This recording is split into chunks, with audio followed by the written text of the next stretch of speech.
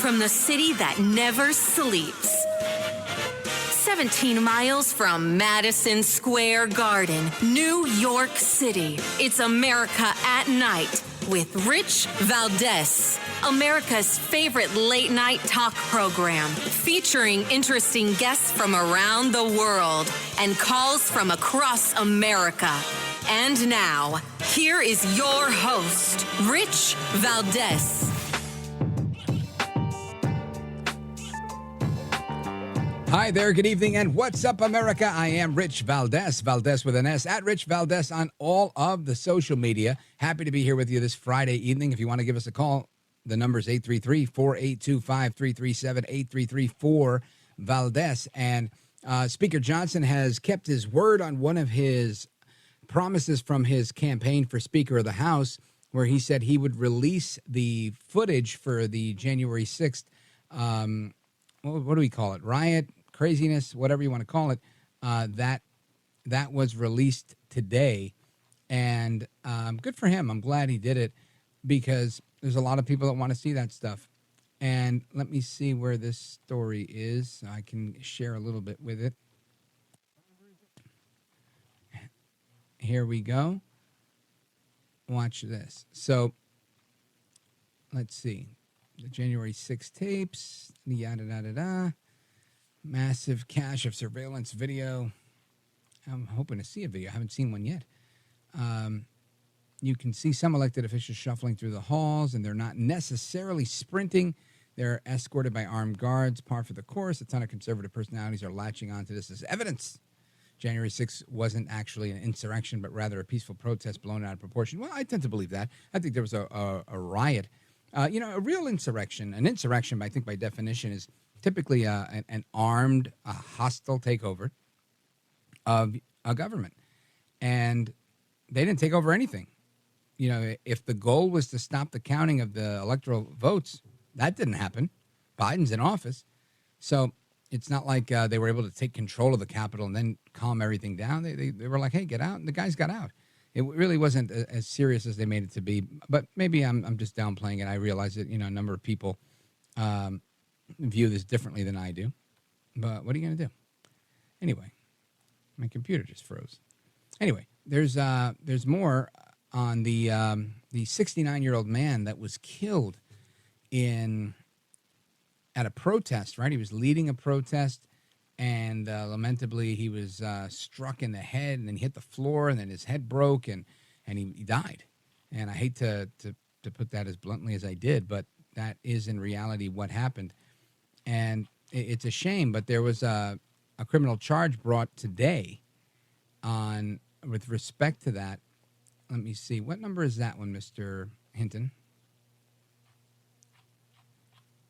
Here we go, 21 and 22.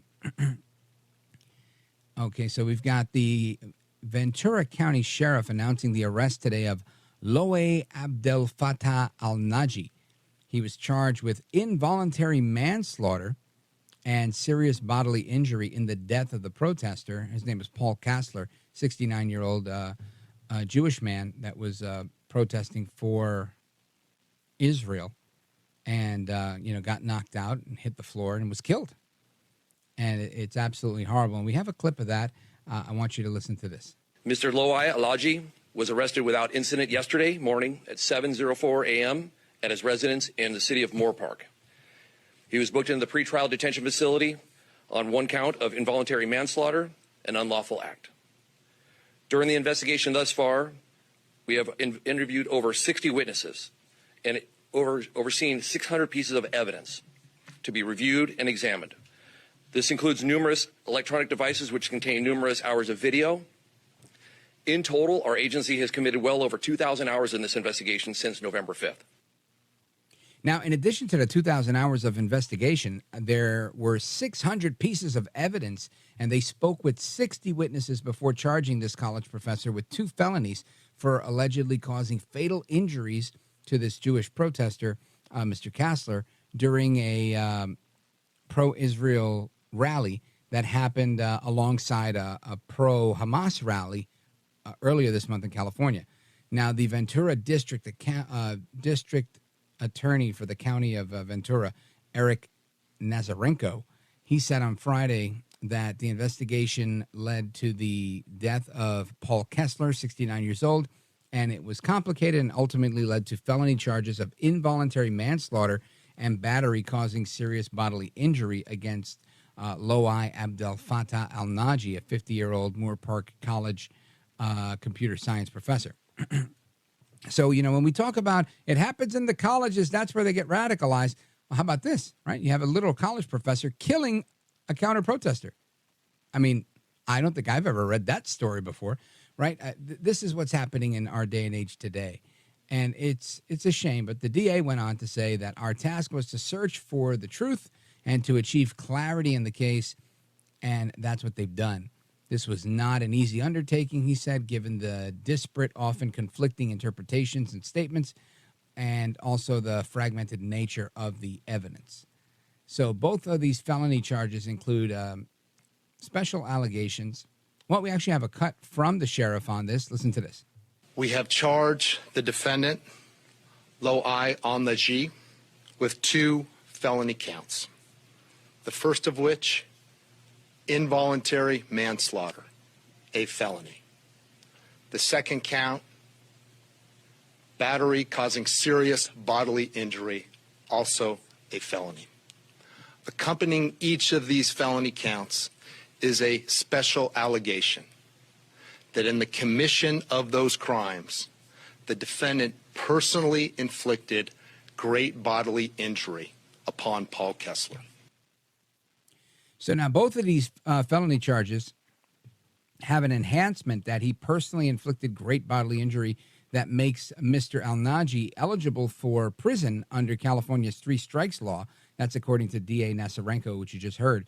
He said that investigators had gathered video and digital footage to establish a clear sequence of events leading up to the confrontation between each of these men, and added that investigators are also determined that there was no intent to commit a killing by the suspect. Investigators have not yet met the legal threshold to determine whether a hate crime had been committed, but that was still being investigated. And I guess this is a start.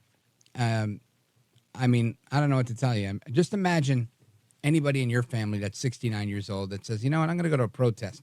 And listen, I've been to some protests. I'm not a big protest guy, but if somebody told me, oh, I'm going to the protest, I'm going to a rally, never in a million years do I think they're coming back dead, right? Like Biden said, they woke up dead. I don't mean to make light of this in any way. I'm just making fun of Biden. But I wouldn't suspect that. I wouldn't think that, somebody in their late 60s, early 70s goes to a rally and is going to lose their life just for some free speech activity. It's horrible. Absolutely horrible. And worse, to think that this happened at the hands of a college professor. And it really makes you question, what is going on in college? Why are these people so radical? Anyway, we're going to jump into a bunch of things with my buddy, Professor Nick Giordano. He's coming up next. He's a professor himself of political science at Suffolk County Community College in New York. He's the host of the PAS Report, and he's also a senior education fellow with Campus Reform. We're going to talk about what's going on these college campuses and all the crazy that we're seeing emerge from there. Plus, a little bit after that, we're going to talk about what's going on with immigration and the attack on police, especially in New York City, as cops are under attack. I think I mentioned a little bit yesterday that I was at my brother's wake yesterday and talking to some NYPD guys, and they're telling me they're dealing with stuff they've never dealt with before. So we're going to get to that as well. And a little bit on the economy and which is the best state to live in. All of that is straight ahead to come with me. I'm with you till 1 a.m. It's Rich Valdez, America at Night. The phone number, 833-482-5337, 833-4-VALDEZ. This is America at Night with Rich Valdez.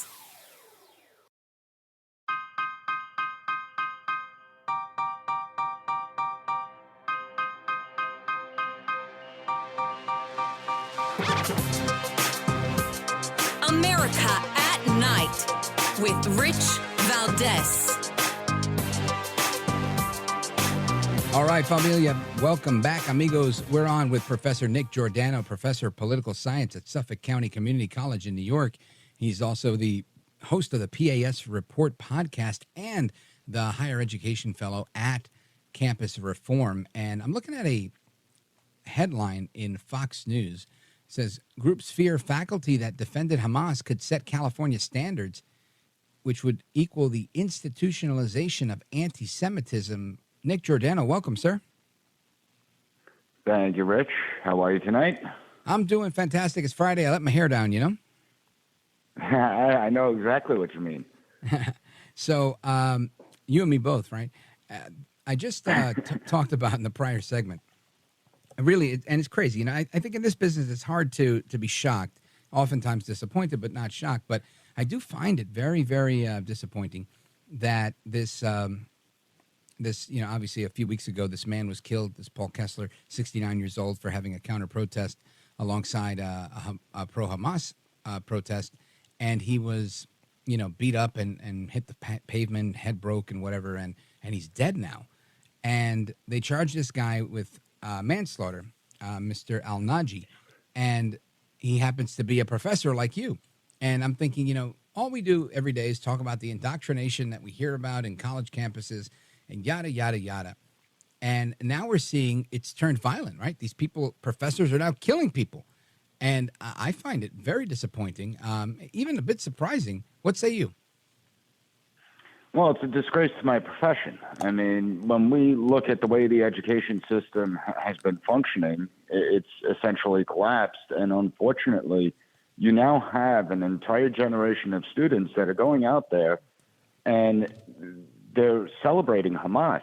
These pro-Hamas protests, they're using the hang gliders as symbols. They're saying to the river, to the sea. And when you examine, well, where did this all start? Well, it's because of professors like this. And unfortunately, you haven't seen much pushback until now. I think that finally people are waking up to how bad it's gotten, even though you and I have spoken on this topic many of times.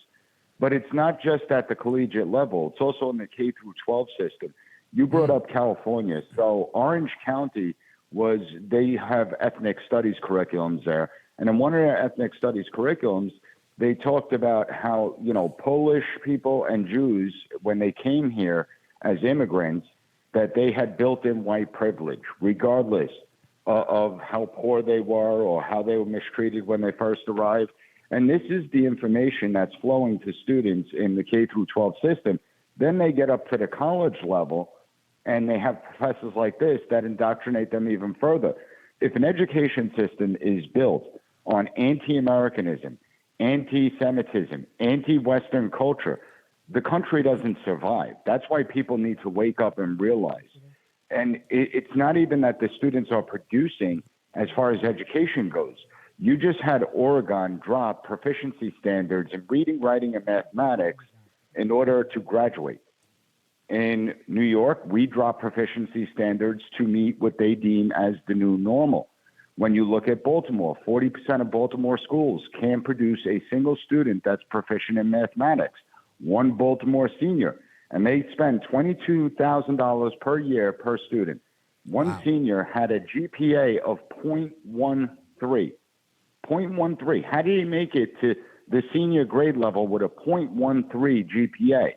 And it tells you everything you need to know. They're simply cycling these students through. They're indoctrinating them with a political agenda. They cycle them through to the next grade. They want to get rid of them. And then they go to college. They could be brainwashed and indoctrinated further. And they don't have any critical thinking skills. They can't problem solve. They have difficulties interacting with other human beings. It's a nightmare. For real. I'm listening to this and I'm thinking, man, this is bad. And this has been going on for a long time, like kids getting socially promoted and whatnot. But it's crazy to see how, you know, again, when I was in college, I took exception to a lot of the teaching. I had a very left-wing professor. This guy was off the rails. His name was Professor Ed Gallagher. He was my professor at NYU, but he was completing his dissertation at Fordham.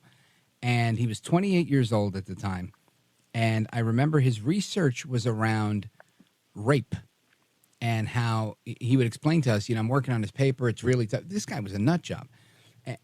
And one time he was telling us about how he's like, you know, I'm doing my dissertation on rape because people are getting locked up for rape, but isn't it like a natural reaction for a man to want to take a woman? This is something he said. And he was saying, should people be charged if they're not as evolved as others? What if their DNA isn't as evolved as someone else? This is the nature of the animal kingdom. And I was like, well, this guy's nuts. Yeah, something else. He was very pro prostitution, also saying that we should legalize prostitution, and I remember him saying he would sell ecstasy in nightclubs in order to pay his tuition. This guy was off the rails, and that was back in 2000, right? 2001. So, well, that's a guy that never should have been in the classroom. Yeah, well, he sure was, and I think he was teaching at both schools, honestly. So I remember that, and I think if that was the case 20 some odd years ago, what do you think's happening today? Well, clearly they're training terrorists today, right? And they're making people sympathetic to terrorism, not just to Marxism and the rest of the anti-Americanism that they teach. And yesterday or the night before, there were a bunch of stories floating around TikTok about how people were saying, if you haven't seen the bin Laden letter, you got to check out this bin Laden letter, where he says all sorts of crazy stuff about why he attacked the United States. And people were like, yeah, kind of applauding it. Like, yeah, shoot, I would have attacked the United States too. And I think, man, it's crazy. And I don't know if you heard it, but I want to play it for the sake of the audience to hear very quickly. Listen to this. I need you to stop what you're doing and go read A Letter to America. It is literally the craziest thing I've read in a while. And while I can't say that I'm that surprised, I am pretty shocked. So go read it and tell me what you think, because I really also need to talk to other people about this. And actually, before you even read the letter, I did want to mention, in reading the letter, I could only think of this tweet that I saw the other day. Under settler colonialism, any kind of resistance is branded as terrorist because the only acceptable violence is violence by the occupier. Now, Nick Giordano, we only have like a minute and a half left in this segment, but I'm going to share something with you. When I hear the words occupier, occupation, colonizer, colonialist, imperialist, I immediately stop listening and automatically label them a communist sympathizer, because that is the rhetoric that I heard from Hugo Chavez, from Che Guevara, from Fidel Castro, and so many of that ilk. I don't know if that's right or wrong, and you don't have to agree with me, but what do you think when you hear those words? I label them morons, because that's what they are. And it's relatively simple. I mean, first of all, when you're calling us colonizers, actually, we fought a revolution against the colonizers, right? I mean, it was the British that colonized, and then we fought a revolution against them. So they don't understand history. And I never thought that I would be in a time period just 22 years removed from September 11th, and now you have a younger generation that's looking like at Osama bin Laden and saying, there's something there to that guy. It's completely preposterous, and this is how we have dumbed down the education system, that these people can't even think, that they just buy into propaganda, they buy into BS and nonsense. And it's pretty simple to condemn terrorists that murder innocent civilians, that intentionally target innocent civilians. Yeah, Nick Giordano, stick with us. The music means we got to take a quick pause, but we're coming right back with Professor Nick Giordano, higher education fellow for campus reform, professor at Suffolk County Community College, and the host of the PAS Report podcast. You see him on Fox. Used to be on Tucker all the time. Now he's on Gutfeld. This guy's big time. I'm glad he's with us. Folks, we're coming right back with Nick Giordano. Don't go anywhere. I'm Rich Valdez.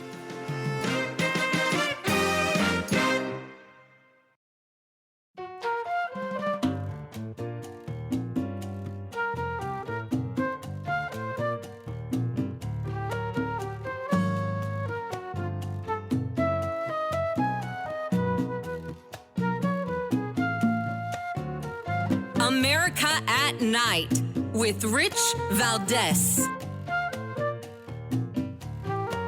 All right, America, welcome back. We're discussing the latest with anti-Semitism flowing out of college campuses, creating people that now, again, and they've been doing this for a while, but it seems to be at a fever pitch now, hating America, loving Hamas, hating America, sympathizing with bin Laden. Absolutely crazy. And our guest is Professor Nick Giordano from Suffolk County Community College in New York. He's also the host of the PAS Report and a higher education fellow at Campus Reform. And Nick Giordano, To me, again, and from what I can see, it seems like we're doing way worse at college campuses than we were even a couple of years ago. Do you think that's just me being hyperbolic? Am I freaking out, or am I onto something? You're onto something. I mean, let's face it. Listen, when I went to college, I had Marxist professors too, but they actually appreciated education. They actually loved debate. They loved when I pushed back. They enjoyed it, and they never penalized me for my points of view or anything. Then you had the ideologues replace the old school professors, and that changed. That disrupted a lot. Not only did they replace the old school professors, but we also saw the ideologues get on the Board of Regents here in New York State, start taking over state education departments where they pump out the curriculums. And I think it's time that we have like a serious conversation about dismantling our education system. You pointed to college and the decline of college. For the last 4 years, the United States, our top universities, many of them have declined in the worldwide rankings 4 years in a row. And as some of them are falling closer off the top 200 chart, China's universities are gaining. So we're failing there. We're seeing companies like IBM and Bank of America, Tesla, corporate Walmart, states like New Jersey and Pennsylvania and Virginia, all moving away from 4-year degrees. A new survey just came out about small business owners where 89% of them don't believe that college is helping. They're not preparing the students for the workforce. They're not preparing them for the real world. And 42% of them said that they would not hire someone with a 4-year college degree. Now, why do you think that is? And it's because they see the failures up front. They don't want to hire ideologues. They want to hire people that are going to expand the business. They want to hire people that know how to manage their time, that know how to show up on time, that take initiative, that can interact with the other coworkers, and that can problem solve. Well, if the colleges aren't producing that, then they're kind of useless. And why do we have to fund so many universities to the tune of hundreds of millions of dollars each year if they're not producing the students that we need? And not only that, even worse, they're producing students that end up hating the country that they're from. Yeah, listen, I think you're right on it. And to me, this points directly to what you discuss in your latest op-ed that can be found on campusreform.org, revamp education to stop the cultural rot. And for too long, we've allowed the system to fail and allow anti-Americanism, anti-Semitism, and disdain for Western culture to flourish on these campuses. Explain to the audience a little bit about what you spell out in that piece. Well, it's a lot of what we talked about, the failures, but we have to bring solutions to the table because it's easy to point to the defects within the education system. However, we need to fix it. And so one of the things I call for in the article is we have to eliminate the diversity, equity, inclusion initiatives that are being pumped out K through 12 in every curriculum and at the higher education level where a lot of colleges have actually made diversity, equity, inclusion as part of their degree requirements. Regardless of what you're majoring in, you have to take DEI certified courses. We need to get rid of DEI. It's rotting our culture. It's creating this victimhood mentality. It's putting us into tribes. It turns the tribes against each other, and we're witnessing the results of that now on college campuses as people go out and celebrate the Hamas attacks. So that's the first thing we need to do. But one of the major problems that nobody talks about is expectations and standards. These standards have been dropped dramatically. Students are no longer producing at the level that they were 20 years ago, 25 years ago, 30 years ago. And it's interesting because they're not producing at the same level, yet their grades keep getting higher and higher. So the average GPA from 1970s to the 1990s was about 2.5. Today, it's 3.1. If they're not performing as well, then how are the grades inflated? And it's because they're just cycling them through. And when they get to the college level, colleges have dropped standards in order to meet the new student body that they have. Remember, colleges need to fill seats. And so they start lowering their standards as well. And we see this across the board. Now, what liberals and progressives and the far left will tell you, is that, well, we have to understand where these students are coming from, and they come from the hard times. And no, you don't drop standards, okay? People tend to meet expectations. So you set the bar high. It's the Pygmalion effect. If you set the bar high, students will tend to achieve higher. Yet they've dropped standards so low that they're non-existent. And I say that when you have officials that are dropping standards because they have no faith in the student body, it's time to get rid of those officials. They should not be anywhere near the education system. And let's bring in people who have faith in the student. I have faith in my students. They can achieve if they want to. They just need to be pushed. They need to work hard. And we have to teach them that. And so I think that we have to have high standards. We have to reintroduce merit back into the system. Most people might not know, but a lot of districts throughout the entire country have gotten rid of the honors programs because it's not inclusive enough, because it makes other students feel bad because they're not part of the honors program. No, the honors program is important. You need to work towards a goal. And so we need to bring back the idea of merit. The harder you work, the more you get rewarded and the more it pays off. That's what you want to instill, those types of values in the student body. And then we have to look at funding, right? If a school is failing, if a school is sitting there and they're just producing anti-American zealots, why do taxpayers have to fund that? And do that on your own dime. Seriously, absolutely. So I think that when it comes to K through 12, we need to move towards the idea that the tax dollars follow the student. They could go to a neighboring public school, they could go to a private school, whatever it is, but they don't have to sit in a failing school and not get a real education. And that will help dramatically close the academic achievement gap. So I think that's an important role. I think that colleges need to be forced to get rid of useless degree programs. Like, no offense to anyone that majored in Caribbean studies out there, but we need to get rid of these degree programs. They're not beneficial. They just rack up student debt. Students graduate. They can't find jobs. So we have to penalize the college. If colleges are going to offer useless degrees, they should be getting their funding cut. The financial aid that goes to that college should be cut. We have to take a proactive stance if we want to fix this mess. And we have to, because the decline in education signifies the decline in the nation. And I don't think there's a single person right now that thinks that America is not declining. It's clear as day we are. And it all stems from our education system. I couldn't agree with you more, Professor Nick Giordano. He's the host of the PAS Report podcast, and he's also a professor of political science at Suffolk Community College. He's also the higher education fellow at Campus Reform. And we're coming right back with Nick Giordano. It's me, Rich Valdez. Don't go anywhere. This is America at Night with Rich Valdez.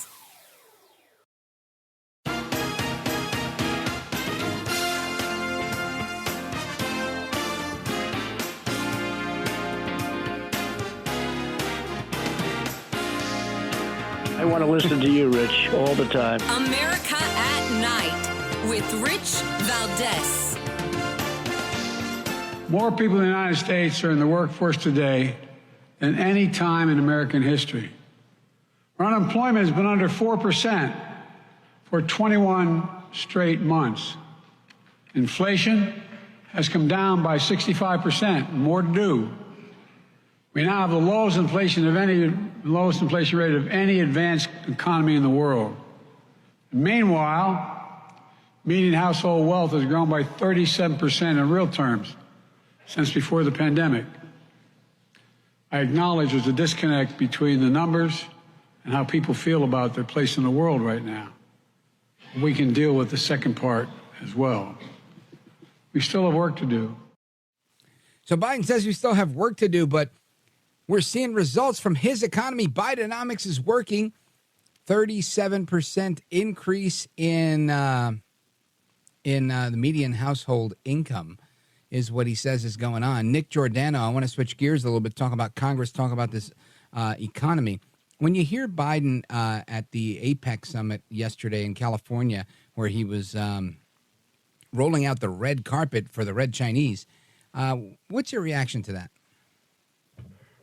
Did he get into Hunter Biden's stash?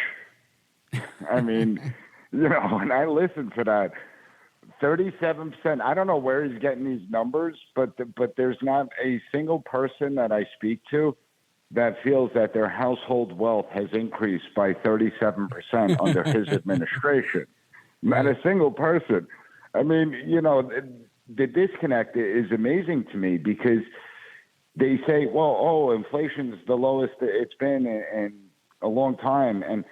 But it's still up overall under his administration, about 16, 17%. And even worse, if we just look at food and energy prices, it's much higher than 16, 17%.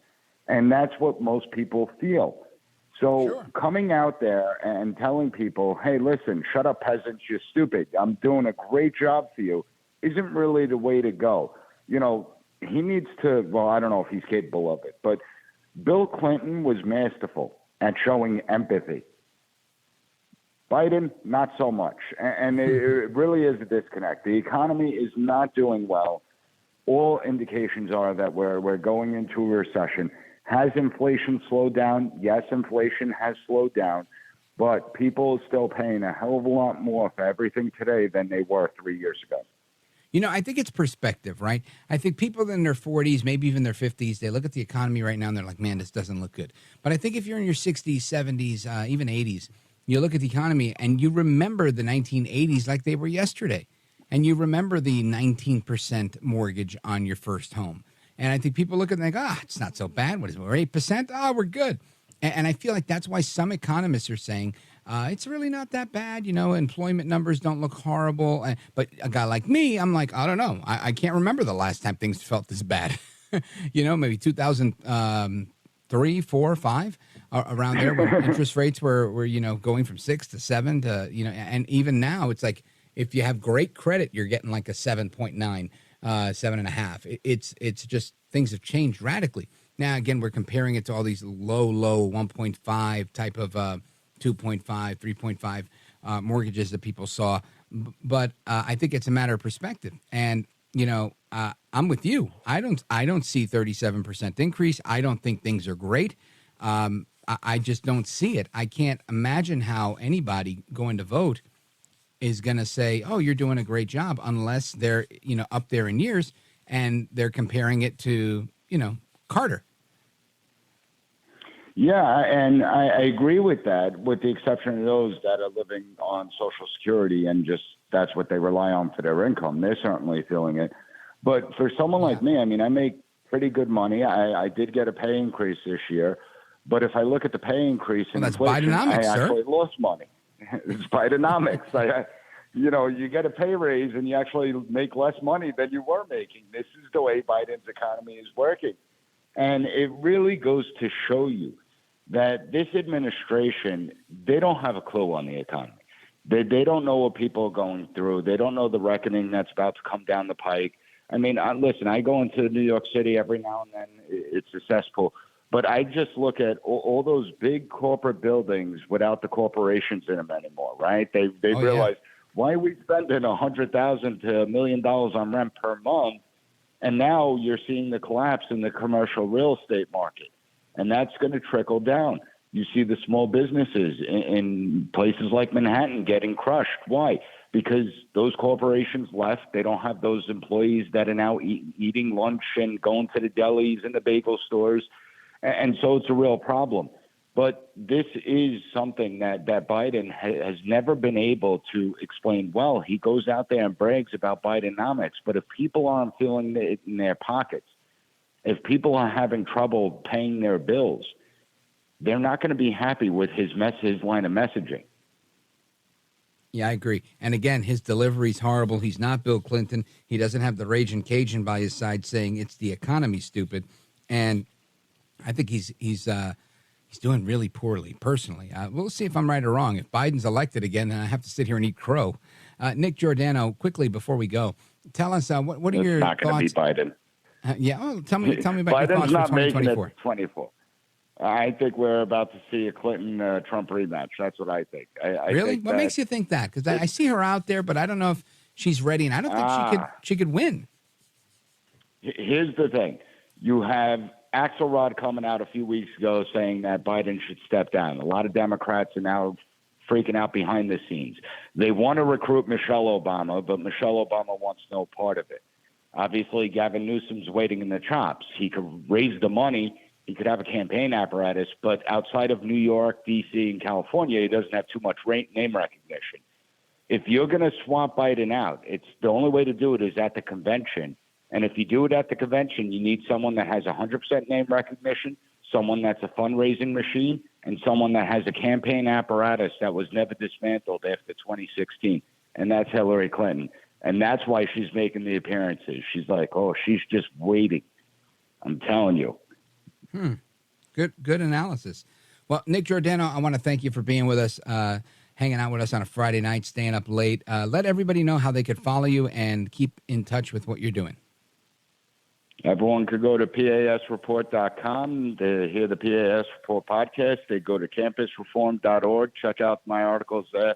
Campus Reform does great work just getting people educated on what's happening within the education system, keeping people informed of what's going on and the craziness we're seeing, and trying to make the changes that are necessary to make sure that we have a vibrant nation that we're going to leave to our kids.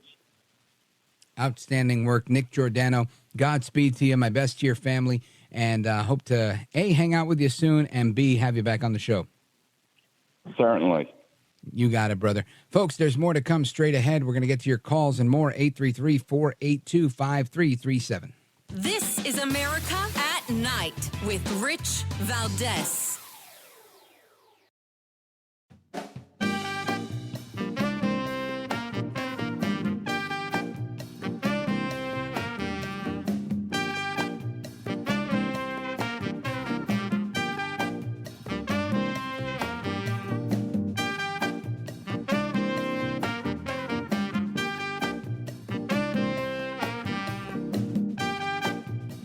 America at Night with Rich Valdez.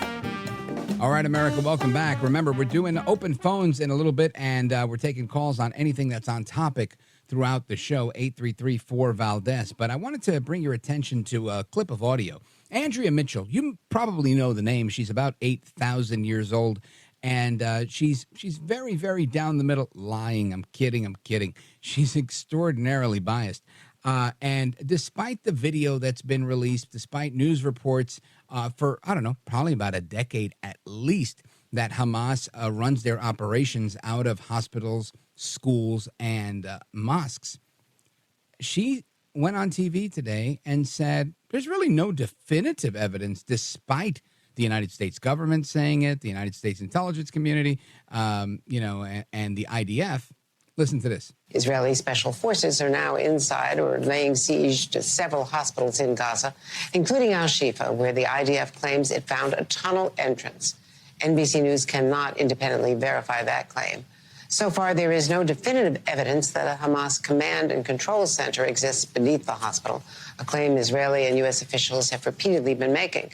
But Hamas and doctors at the hospital forcefully deny. Yeah. Well, again, listen, I'm not there, but I just find it fascinating. I mean, this is not even a new idea. This is something that's been going on for quite a long time. Hamas is infamous for this. And if she's suggesting that that's not the case, then they should have probably made that argument 10 years ago when they were saying that Hamas was doing that. Too little, too late, Andrea Mitchell. Better luck next time. Anyway, folks, we continue with your calls and more straight ahead. We're going to talk about what's going on in New York City, what's going on with the migrants, what's going on with the attack on the cops. They threw a lieutenant on the train tracks. Don't go anywhere. We're coming right back. It's Rich Valdez, America at Night.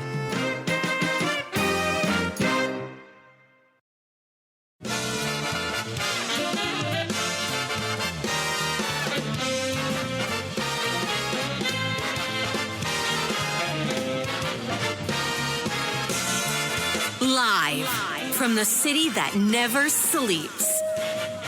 17 miles from Madison Square Garden, New York City. It's America at Night with Rich Valdez, America's favorite late-night talk program, featuring interesting guests from around the world and calls from across America. And now, here is your host, Rich Valdez.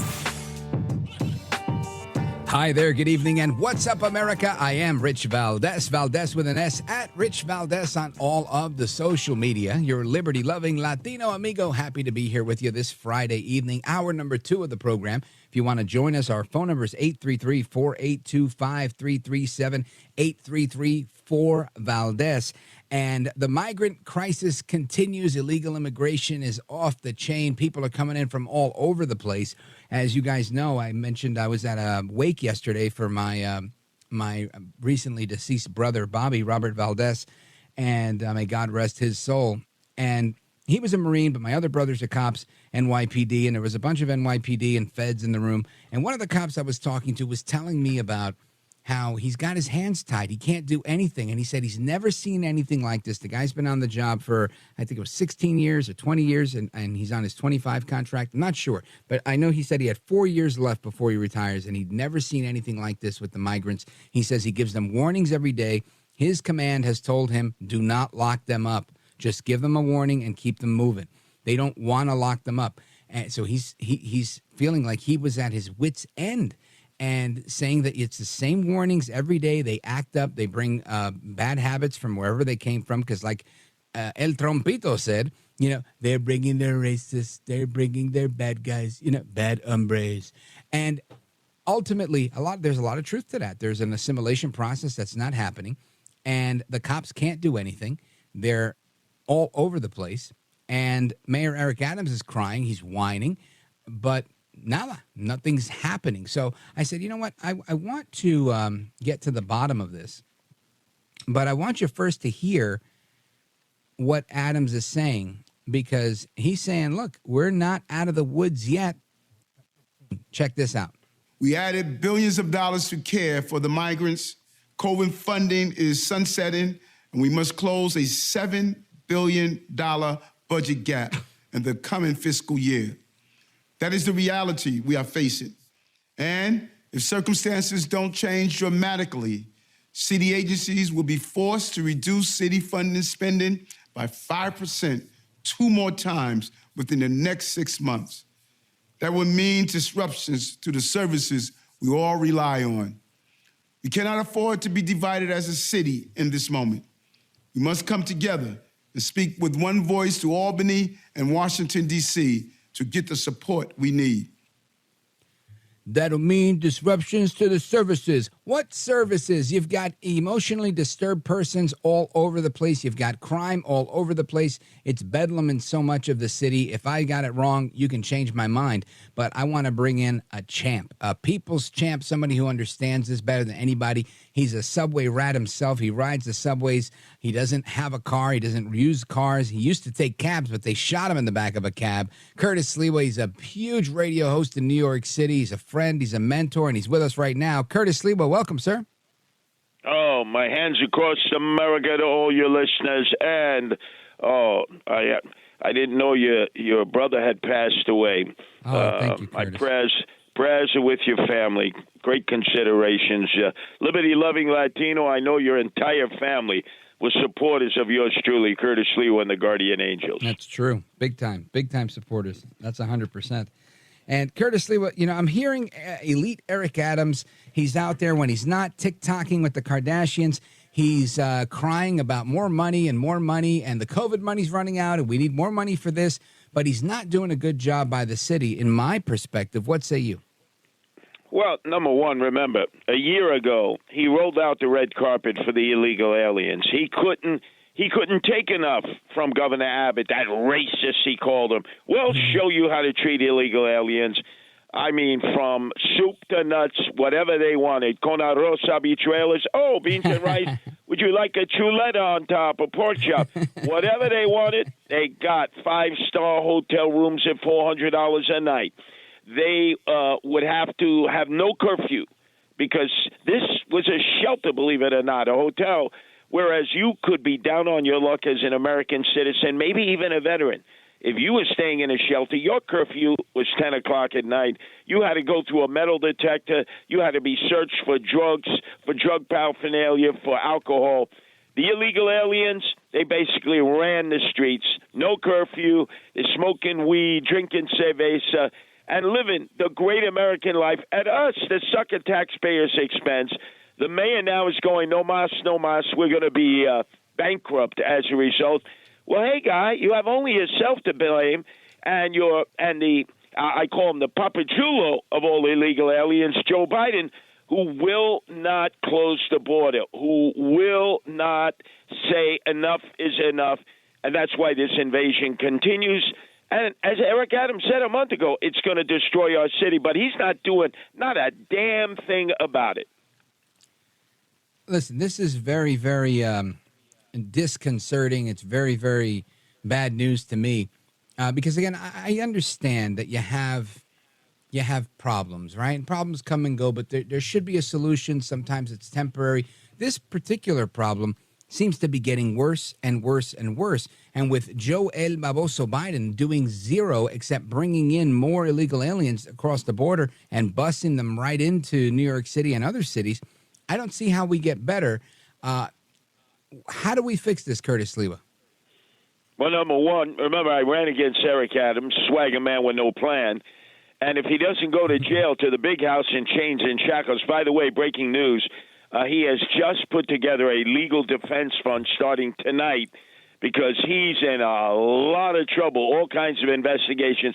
But put that aside, I'm running against him again. First thing I'm going to do, I'm going to restore ICE, L'Immigré, Immigration and Naturalization Service, the federal security agency that was put together in the aftermath of 9/11 to protect us from people invading our country, intending to do harm to us, overstaying their visas, or, in this case, in this age of terrorism, possibly taking advantage of the open borders of Joe Biden, coming in and trying to wipe us out a third time, figuring the third time's the charm. ISIS is not allowed to cooperate with any of the local law enforcement agencies by our governors, our mayors, because we call ourselves, Richie, a sanctuary city, a sanctuary state, as others do. And you say to yourself, Richie, where's the law that says we're a sanctuary city, a state? There is none.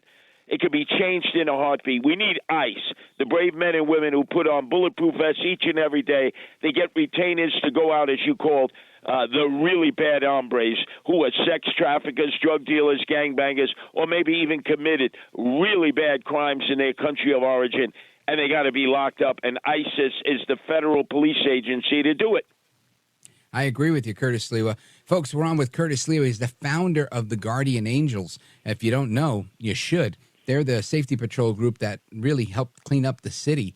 They patrolled the city during the height of crime, and then when Rudy Giuliani came in as mayor and he started cleaning up the city, they were there right there hand in hand, cleaning up New York City. Curtis Sliwa was at the helm of that, and he was by night patrolling the subways and the streets, by day on the radio, jabbering his jaw. The guy's a phenomenal broadcaster. I'm glad he's with us. We're coming right back with him straight ahead.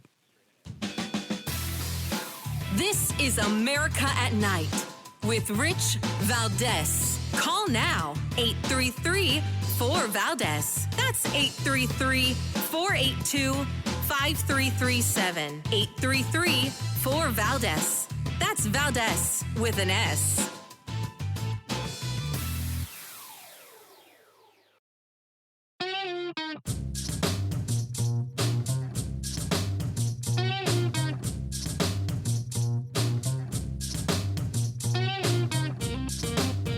America at Night with Rich Valdez.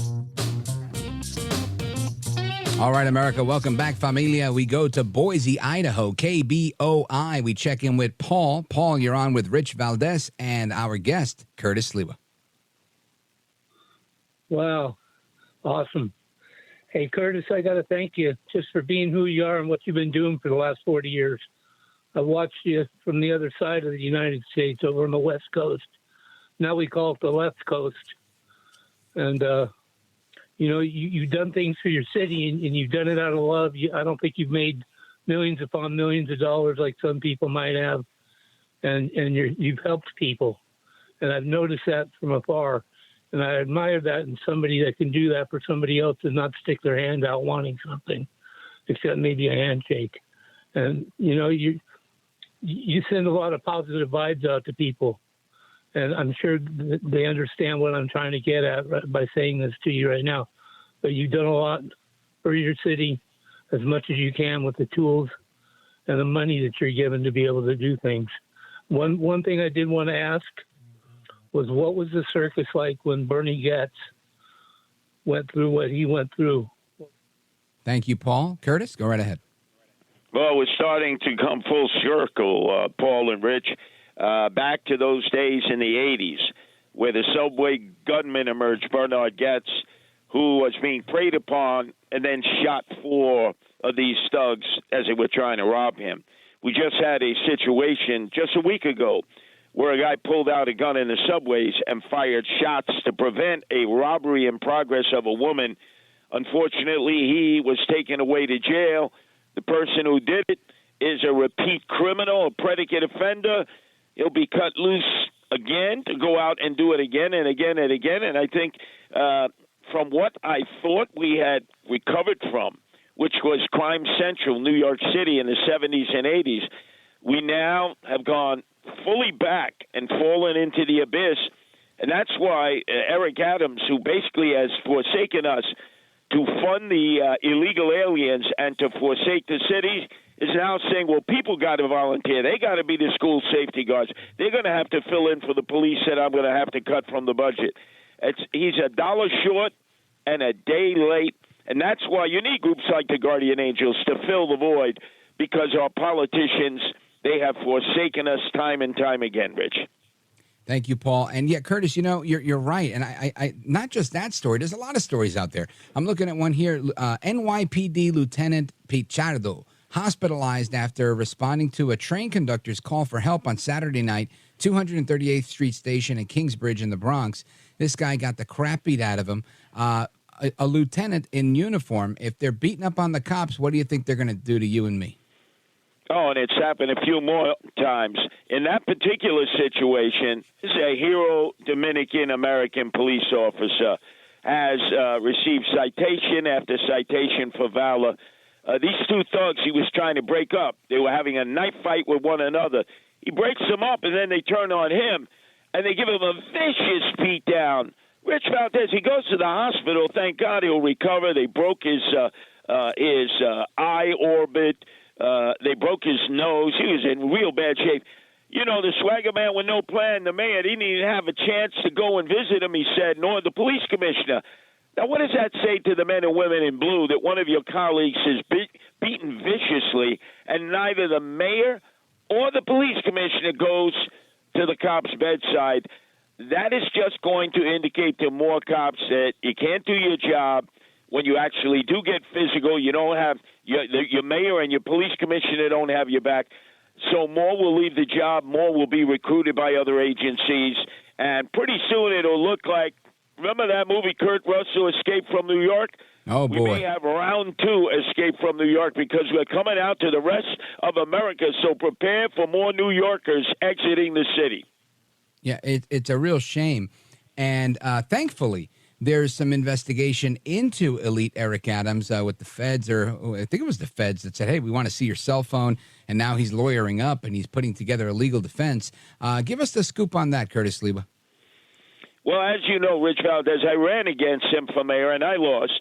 But I always said this was the swagger man with no plan.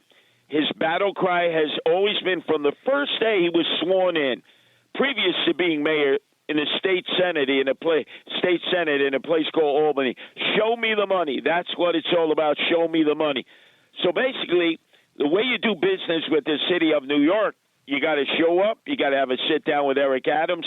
You got to wine, dine, and pocket line him.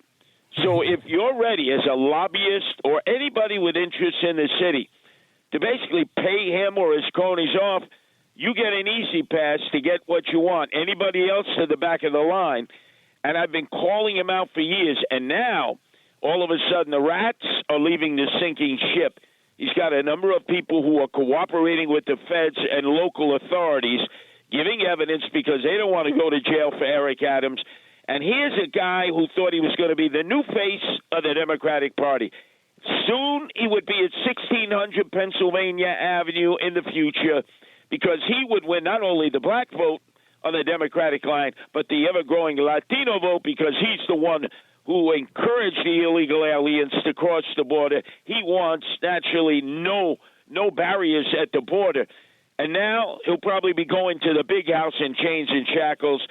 He got his cell phones taken by the FBI.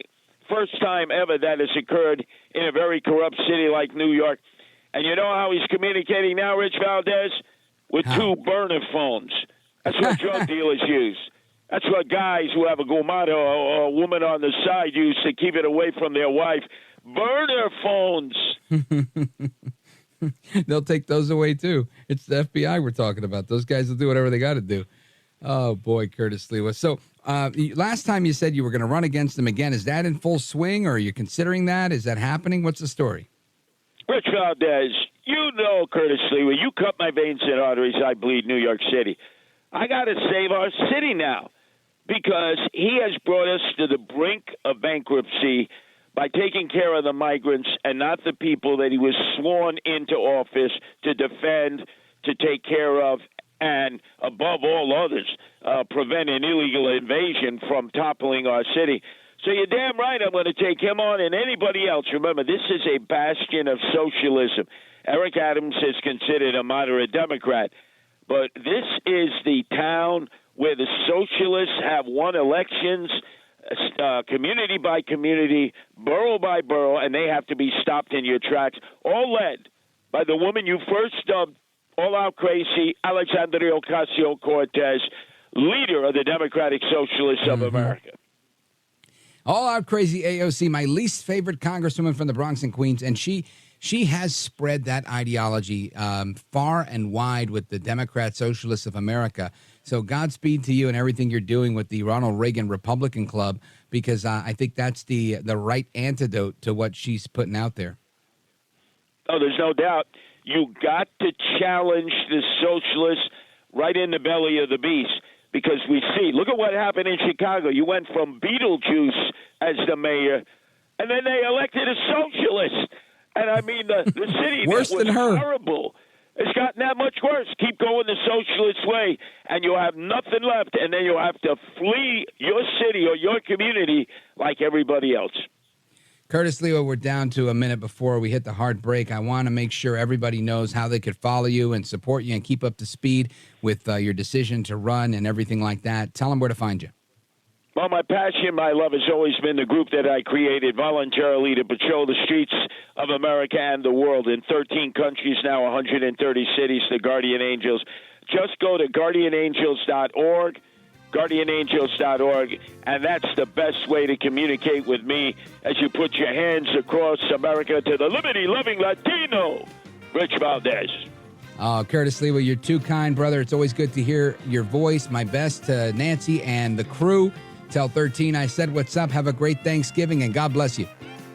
And my cats love you, too. Meow. Meow. Rich Valdez coming right back.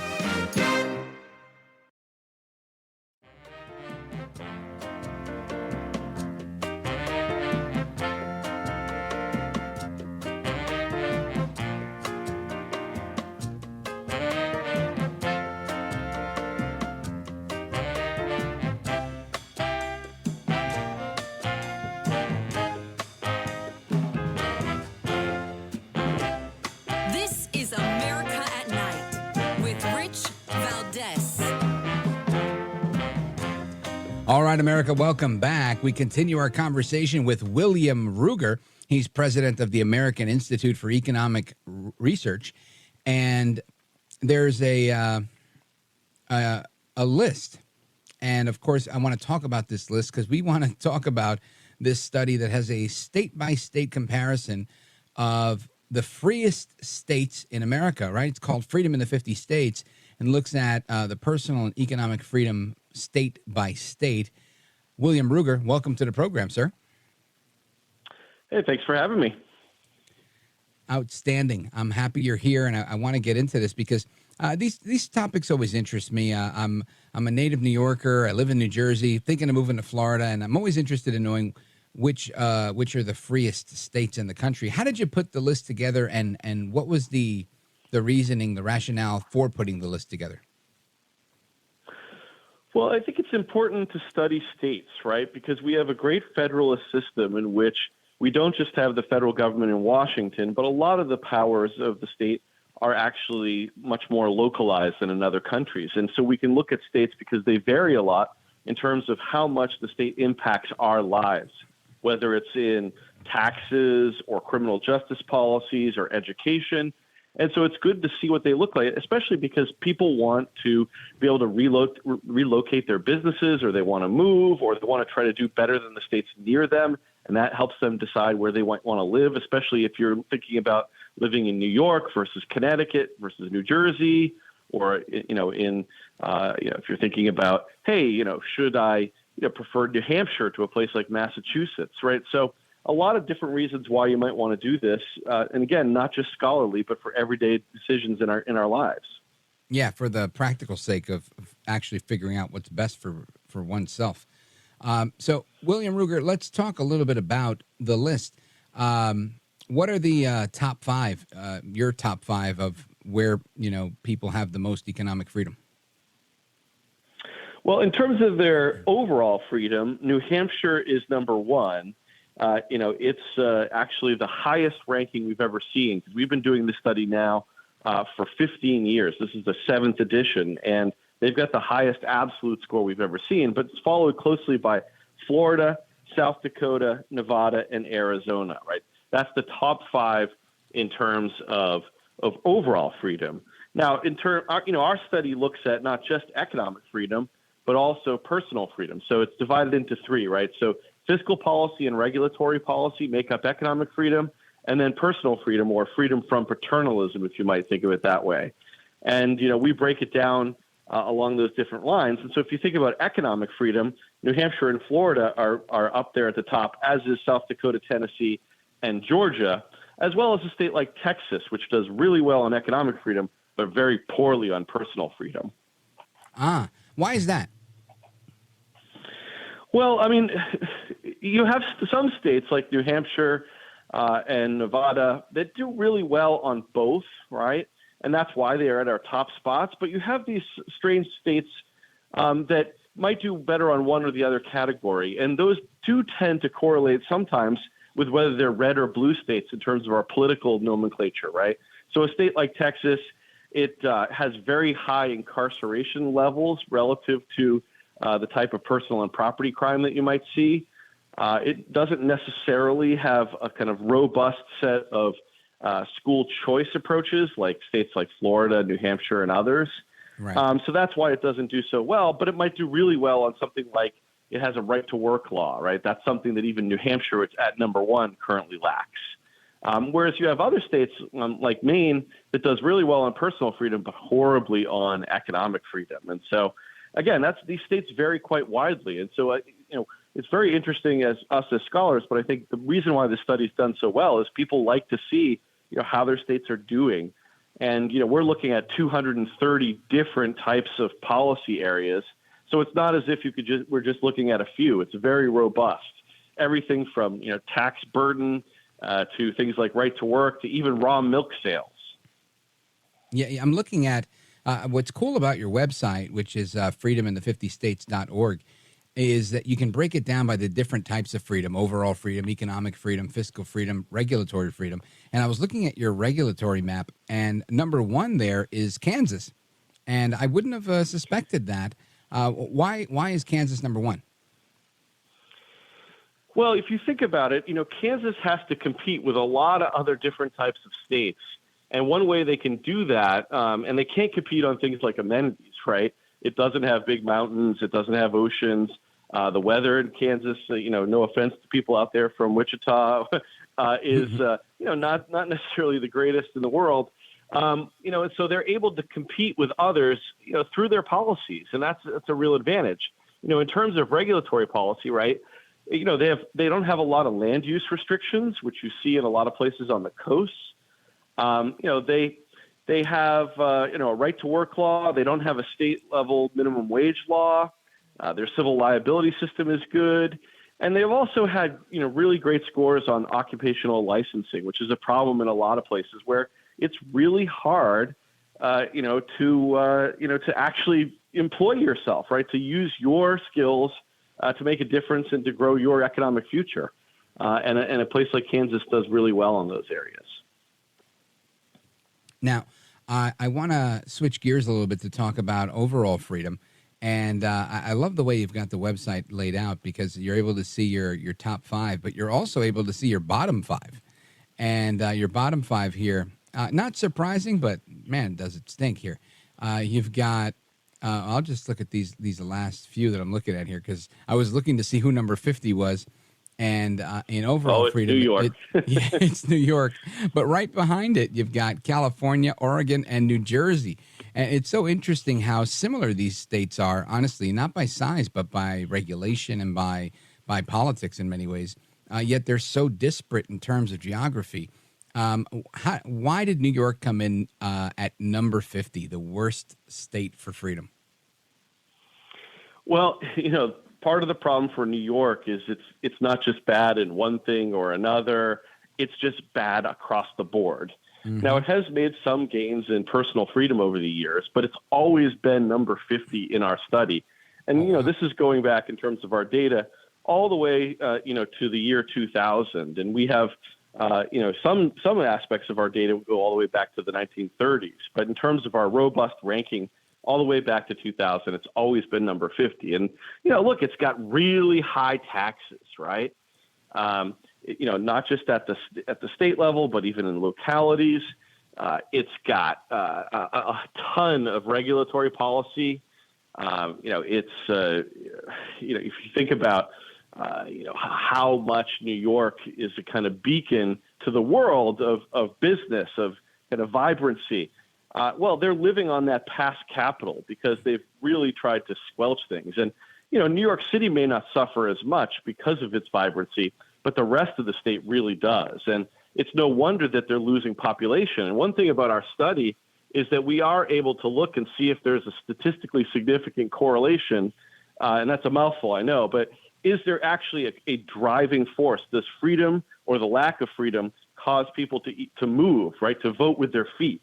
And one thing we found in New York is that people are voting with their feet. They're leaving in droves, especially from upstate, and going to places that are more free because of the fact that this is really sidelining their ability to grow, say, their businesses or to keep a bigger amount of, their take-home pay and not have it basically being taken by government for what government wants, good or bad. Folks, we're on with William Ruger. He's president of the American Institute for Economic Research, and we're discussing the Freedom in the 50states.org map. It's a great state-by-state study of personal economic freedom. We're going to continue that discussion, as well as some of what President Biden says are the Americans that are delusional because they say they're living paycheck to paycheck. He says that's crazy. I think it's worse than that. Folks, don't go anywhere. We're coming right back. This is America at Night with Rich Valdez. Call now, 833-4-VALDEZ. That's 833-482-5337. 833-4-VALDEZ. That's Valdez with an S.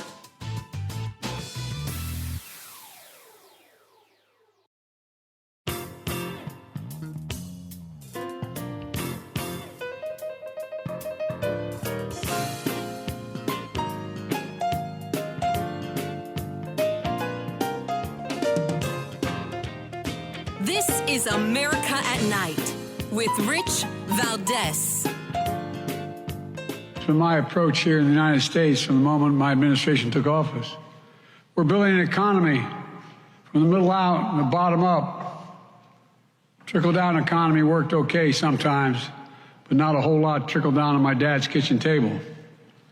But when the middle class does well, the poor have a chance and the wealthy still do very well. Because what happens, the poor have a ladder up. The middle class and the wealthy still do well. Folks, we're already seeing the results. The last quarter, the American economy grew 4.9%, the highest growth rate in 2 years. That's President Joe El Baboso Biden, and he thinks Americans living paycheck to paycheck are disconnected from reality. he's suggesting that Americans who are unhappy with the economy are just, they're just not there. You're getting it wrong. Don't believe your lying eyes. And, it's interesting, in another audio clip we played earlier, he said that median household incomes are up 37%. And while factually that may be true because they dropped so much, I don't know that you, me, or anybody listening feels like you have an extra 37% of your median household income. But I want to get your take on this, William Ruger, president of the American Institute for Economic Research. What say you? Well, I think, and I've been talking a lot about grocery store voters, right? So people who, when they go to the grocery store, they look at those prices and they get that sticker shock because we've had rampant inflation for a long time now. And it is quite shocking, particularly for people, who aren't in those upper reaches of salary and income, right? And so I think that, it sounds a little bit like Biden is detached, actually. And, it kind of brings to mind, remember, when George H.W. Bush was a little bit surprised by, at the grocery store around how they were ringing up the milk, right, and the gallon of milk. It sounds like President Biden's a little bit detached here. And, I think those grocery store voters are going to be the ones that will have quite a say because of the fact that they are suffering, and there are a lot of Americans. And, there was a report that 60% of Americans were, living paycheck to paycheck in the sense of not having robust savings. And that's a real worry, I think, particularly with a soft economy. And, I think some of the worst of the inflation is behind us, hopefully. But the fact is that inflation is still high, even if the rate of inflation growth has gone down. Yeah, I agree with you. And how much of that, and I'm thinking all of it, but I'm sure there's some local considerations as well. But how much of that do you think weighs into the rankings that you guys are putting together on the state-by-state comparisons when it comes to the overall economy and Bidenomics, as he's dubbed it? Yeah, I mean, the federal government has a big impact, right, because of the fact that it is such it takes so much in terms of American income out of the economy, and because the U.S. government spends so much. And, states have a role here. And one of the things that we find in our study, actually, is that states that have economic freedom, regardless of what's happening across the country and globally, the states that have economic freedom are doing better than the states that don't, right? That personal income is growing at a higher rate in these states where, there's better regulatory freedom, better tax policy. You look at a state like New Hampshire that's doing a lot better than Massachusetts in terms of its growth. And that's a big part of that is because it's more free, right? Easier to start businesses, more take-home pay because there's no income tax, there's no sales tax. There's been some changes in tax policy for businesses, and that helps the state grow better. But again, the national policies are going to have a huge impact as well. And, this is not something that economists haven't figured out. Adam Smith said, 200 years ago, right, that to go from, kind of barbarism to opulence, you need peace, easy taxes, and a tolerable administration of justice. In other words, peace and freedom. Right. Yeah. Adam Smith, bright guy, Wealth of Nations, great book. And he talks about the invisible hand. And I feel like oftentimes what the government does is kind of handcuff the invisible hand. Well, it's not just handcuffing the invisible hand. It's actually trying to determine where that hand goes, right? Right. And that's one of the big problems with an economy that has what we might call crony capitalism, which isn't true free markets and not a true price system, right? And that's one of the problems of Bidenomics, right? In terms of whether it's the infrastructure bill or so many of the other aspects of this administration's policies, is that they're trying to manage the economy as opposed to allowing that invisible hand to create wealth. And this is a recipe for disaster, and frankly is not consistent with the American tradition that made us the greatest country in the world. I agree with that 100%. Folks, we're on with William Ruger. He's president of the American Institute for Economic Research. And we're going to come back with him to wrap up. And then right after that, it's hour number 3 at the top of the hour. It's Open Phone America, where you get to call in and weigh in on all of the topics we're discussing, as well as bring your own topics to the table. The phone number for that, 833-482-5337, 833-4-VALDEZ. This is America at Night with Rich Valdez. Call now, 833 4Valdez. That's 833-482-5337. 833-4Valdez. That's Valdez with an S.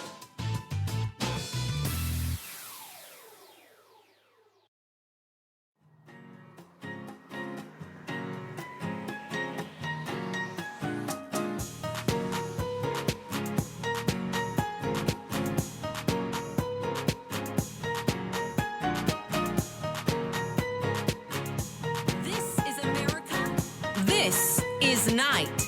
This is Rich Valdez. All right, familia, welcome back, amigos. We're on with William Ruger. He's president of the American Institute for Economic Research, their website, AIER.org. And we've been discussing the Freedom in the 50 States issue. They have 7 editions out right now. This is a state-by-state study of personal and economic freedom. It's fantastic. If you check out the website, freedominthe50states.org, you'll see this really interactive map where you could see each state and how they're ranked by a number of categories, which I think are really, it's a really cool tool, in my opinion. William Ruger, before we go, I want to make sure that you had an opportunity to let everybody know about not only this work that you do, but everything else that AIER is doing. No, thank you. I mean, we focus on really 3 main areas. We look at monetary economics, so we're looking at things like Federal Reserve policy, the causes of inflation, what types of rules maybe the Federal Reserve should adopt, so monetary economics. Then we look at economic freedom, which includes things like fiscal policy, regulatory policy, studying, freedom and how to measure it. And then our third area is our newest, called combating collectivism. And there we're looking at some of the most salient, the biggest risks and threats to freedom today. It's a lot of fun there. We do a lot of great work. We have a whole team of scholars that work on these things. But one of the things that we have as a mission is talking to everyday Americans, because too often scholars are just talking to each other. And so we make our work quite accessible. And that's why you can find us on Twitter, on Facebook. You can find us on TV and radio. It's great to be on your show to talk about us. Oh, thank you, brother. Let everybody know how they could find you on social media. What's the handle? At Will Ruger on Twitter. And we'll be talking a lot about freedom in the 50 states, particularly the fact that, state freedom has been going up over the last 10 years, and talking about some of that, about why and what's going on in the states compared to the federal government and Biden economics. All right, folks. Again, the website is AIER.org for the main organization. And if you want to go straight to this cool interactive map, check it out, freedomin50states.org. That's freedomin50states.org. Give Will Ruger a follow. And William Ruger, I want to thank you for being here. You're a gentleman, a scholar, and a patriot, and we appreciate it. Thanks for having me. It's been a lot of fun. You bet. Folks, more to come straight ahead. All of your calls and more on Open Phone America. Any topic, whatever you want to discuss, I'm happy to discuss it. It's a Friday night, and the number 833-482-5337. Get those calls in now, 833-4-VALDEZ. Don't go anywhere. It's Rich Valdez, and we're coming right back.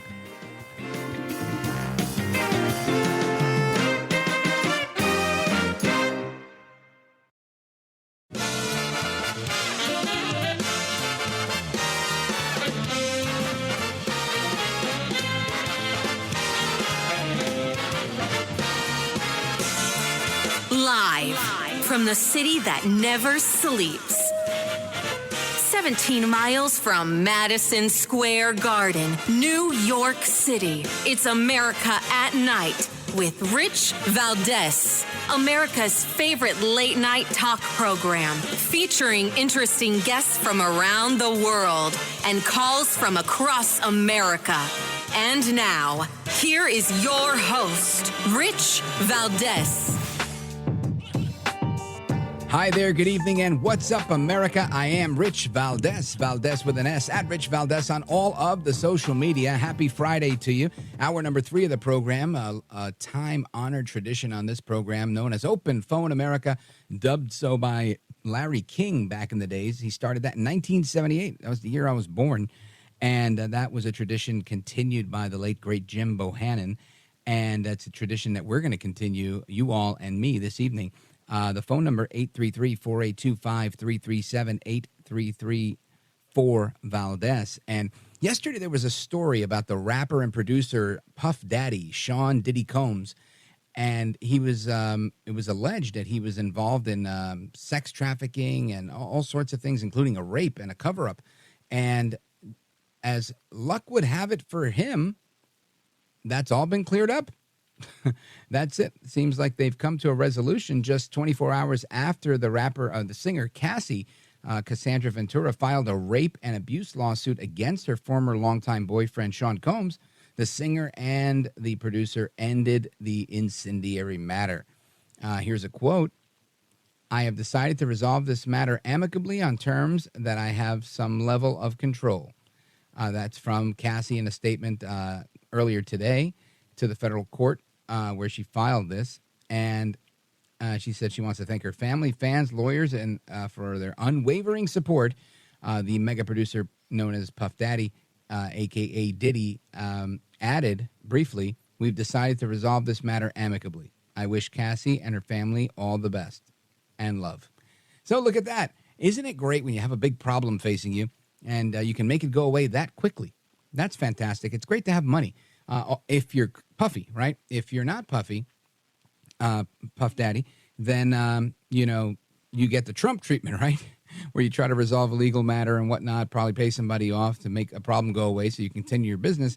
And then it's, it's the end of the world, a la Stormy Daniels. Anyway, I just wanted to share that with you because it was a story I had on my desk from yesterday that I didn't get to. And when I went to look at it today, voila, it was gone. It's been resolved. Now, there's a couple other stories I want to mention with you guys tonight. Of course, we've talked about a number of things. We talked about the craziness with the attack on the police and the illegal immigration situation in New York, but that's something that's spanning across America. We've also talked about the rise of anti-Semitism and anti-Americanism coming out of college campuses. And we also talked about the economy a little bit, and I want to get your thoughts on that as well. But there was a couple of other stories here that I wanted to share. I think I mentioned this the other day, but again, the Trump won his case where they were trying to throw him off the ballot. That's done, and he's good. He will stay on the ballot. The 14th Amendment challenge didn't fly. And here's another story that I did want to share with you. Stacey Abrams. Do you remember her? Really attractive, very good-looking woman who ran for governor in Georgia. I'm kidding, by the way. Her brother-in-law was arrested on human trafficking and battery charges. Florida officials say that Jimmy Gardner engaged in sexual activity with a minor before assaulting her. Now, he's the brother-in-law of the former gubernatorial candidate from Georgia, Stacey Abrams. She's a Democrat, and he has been arrested in Florida on charges of human trafficking, battery, and lewd or lascivious touching of a minor, according to the Office of the State Attorney General. Here's a quote. Jimmy Gardner, a youth motivational speaker and brother-in-law of former Georgia gubernatorial candidate Stacey Abrams, is facing serious charges of human trafficking and is currently in jail in Hillsborough County with no bond. Gardner is scheduled to face a judge in Tampa tomorrow, and that was released a little bit earlier today. Matter of fact, even though it's a brother-in-law, they kind of resemble each other, like their hairstyle is very similar. Tampa police stated that the incident occurred early Friday morning at the Renaissance Hotel at International Plaza when 57-year-old Jimmy Gardner allegedly engaged in sexual acts with a 16-year-old girl. This guy's 57 years old. You do the math, that's 41 years. It's insane. Anyway, before assaulting her during an altercation. Gardner allegedly met the minor at 1:43 in the morning. Why wasn't that girl in her house? And invited her into his hotel room, which she accepted before offering to pay her for sex. The victim initially agreed, but later told Gardner that she no longer wanted to engage, and he became angry. Gardner advised the victim that she needed to leave his hotel room. The two got into a verbal altercation that escalated into a physical dispute after Gardner placed his hands around the victim's neck, stopping her breathing. After the dispute, Gardner left the hotel room and she called 911. Now, Judge Leslie Abrams Gardner is this man's wife. as I understand it. According to this article here, police say they found the victim at the scene when they arrived, but that Gardner had already left the hotel. He later turned himself into Tampa police and was charged with human trafficking, lewd and lascivious touching of certain minors, and battery. According to the state attorney general, Gardner spent 25 years in prison for sexually assaulting 2 women in West Virginia in 1987, but was later exonerated. Again, Gardner is the husband of U.S. District Court Judge Leslie Abrams Gardner. She's Abrams' sister, Stacey Abrams' sister, and she was appointed by former President Barack Obama back in 2014 and was unanimously confirmed by the Senate. They've made no comment on this as of now, but what a shame, huh? What a shame for the Abrams-Gardner family. But that's the headline right now coming out of Fox News just a couple hours ago. So let's see. Let's go to the phones. I know there's people that want to weigh in on this stuff. Let's go to Jim, Las Cruces, New Mexico, KOBE. Go right ahead. Hi, Rich. How are you, brother? Eric Adams. Pretty good. Eric Adams went to D.C. thinking his squeaky wheel will get the grease, but all he got was a simultaneous visit from Joe Biden's secret police. That's great. You're a poet and you don't know it. Oh, Jim, that was really good. Thank you for the call. I appreciate it. Big shout out to KOBE in New Mexico. Jim, always a pleasure.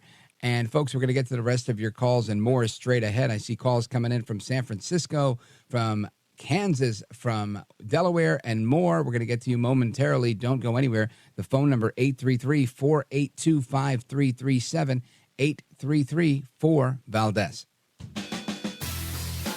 This is America at Night with Rich Valdez. Call now, 833-4-VALDEZ. That's 833-482-5337, 833-4-VALDEZ. That's Valdez with an S.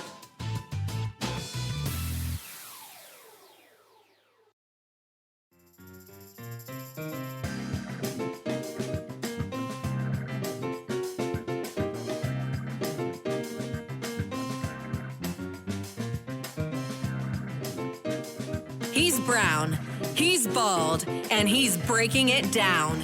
It's America at Night with Rich Valdez. Call now, 833-4-VALDEZ. That's 833-482-5337, 833-4-VALDEZ. That's Valdez with an S.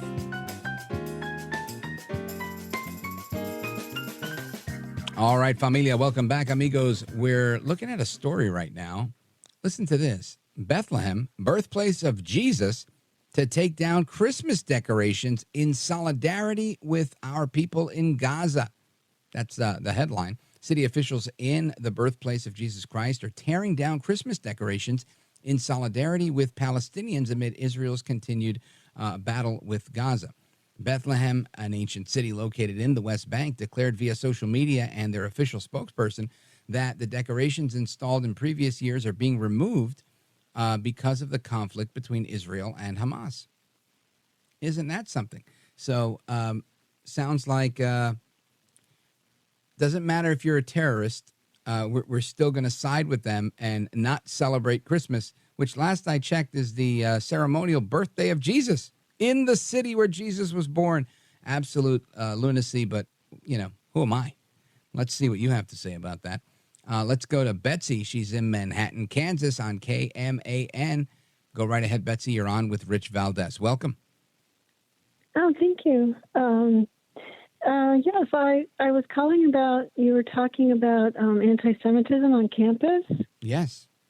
And I know that when my daughter was in college around 2015, she was a political science major. And in one of her upper-level classes on foreign policy textbook, in the textbook, and it was a section on global terrorism, it was kept going on about how terrorism was invented by the Jews, it said, and that terrorism was a tactic used by Jews and that there was no such thing as Islamic terrorism, etc. And she's like, who, what? Who wrote Yeah, this like book? how do they reconcile that? But it is amazing, Betsy, that this is how they teach things. I mean, I would never believe something like that just because I think terrorism will exist wherever there's a terrorist, whether you're Islamic or Christian or anything else, right? Terrorism is when you terrorize people and use fear and intimidation to get your way. And clearly that's happening, and it happens all over the world by multiple people from multiple different backgrounds. So to say that it was just a construct of something that the Jews came up with is crazy to me, and in and of itself, very anti-Semitic. Well, sure. And, she looked at on the cover, it said that the book was from the Carnegie Council. But when you looked at the publication page, the textbook would actually been written by CARE. Huh. Unbelievable. I had not heard about this, and we'll try and find some background on it. But fascinating story. If, in fact, that's how it plays out, I'd love to read more about it.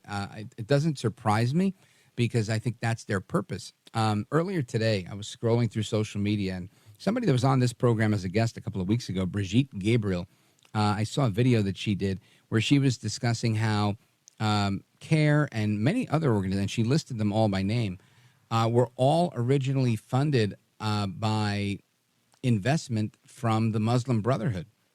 And the Muslim Brotherhood's not a religious organization per se. they are sponsors of terror and whatnot. And I just thought it was remarkable that, I didn't know that. I knew that, they were sympathetic to these other causes, but I didn't know they were directly created by these groups, kind of as a mouthpiece for them. So it doesn't surprise me in the least. But what is very disappointing is that this stuff is making its way into a school. And if any other organization, I got to say, that would have a particular agenda were to create a textbook, I'm pretty sure it probably wouldn't see the light of day unless they agreed with exactly the premise of it.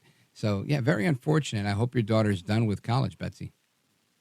Oh, yeah. Well, and what the good thing was, too, that the whole class was appalled. Great. At the lies, and so that was awesome. So. And I guess they stood up. Did they get any resolution? Did they stop using the textbook, or did somebody get in trouble? No, but they just, let it be known that this was anti-Semitism and it shouldn't have been used. And they spoke she their noticed, mind. too, that a geography book and a philosophy book also had been written by CARE. So that was pretty bad. That blows me away. It honestly does. Now, where is Manhattan, Kansas? Is that near Wichita? No, it's on near Topeka. It's off of I-70. It's the state capital, and then Lawrence, and then Kansas City if you keep heading east. Fantastic. Well, thank you for calling the show. I appreciate it. Call back anytime. Happy to chat with you. And a big shout out to Betsy from Manhattan, Kansas, listening on KMAN.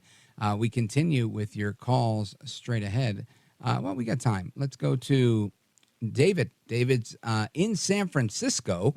Sorry to hear that, but it's probably clean because of the APAC summit. Listening online, Rich Valdez, AmericaAtNight.com. David, go right ahead.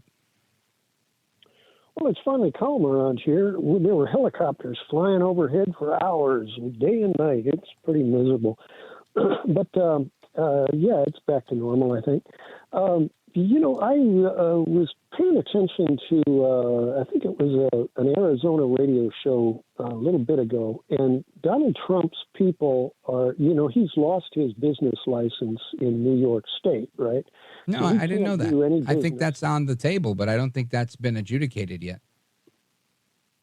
Oh, it's been determined. What they're trying to work out is how much he's going to have to pay.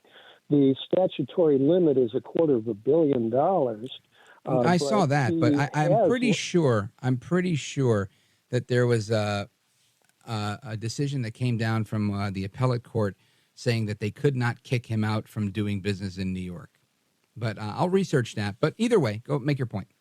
It was put on stay for partial reasons, but he has been basically convicted of fraud out there. It's just how much is what they're working out. But what they were worried about in Arizona is his people are trying to sell Trump's properties while this status of,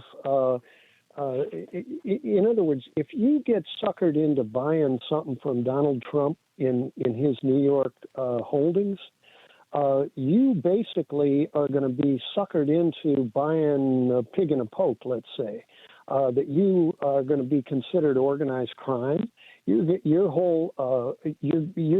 basically acting like a fence, buying some of his stuff.